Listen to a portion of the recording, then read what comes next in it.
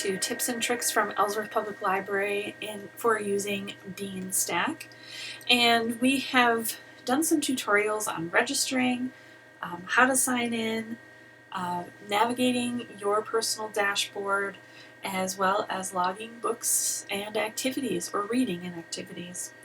I would like to, in this tutorial, just show you how to access your own account and to see what you can edit from that spot. So I'm going to go ahead and log or sign in here.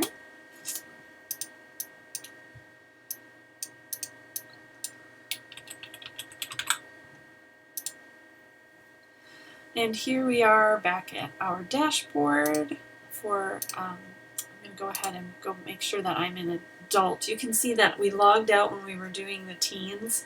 So you want to just double check and make sure that your name or the adult's name is here in this red box before you get started at looking at your account. But this little gear here, like with all computer things, is kind of our settings. And this is where we have been signing out. But you also have the chance to edit your account. So you can see here all that is registered in your account. Maybe you want to go ahead and change your password. You can do that from inside your account. You just have to remember to write down the new one. If you move and want to change your zip code, you could do that. If your email changes, you can put in a new email or decide to put in a phone number.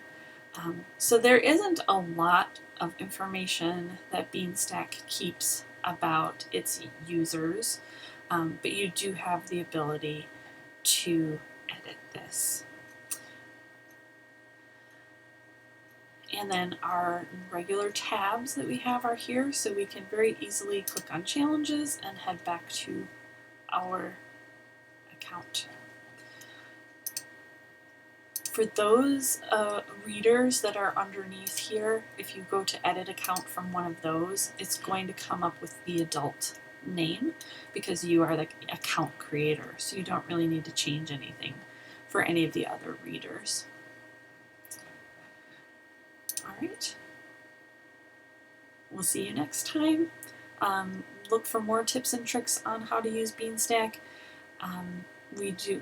Next up, we'll be doing some tips and tricks on using the Beanstack Tracker app for your phone or other device.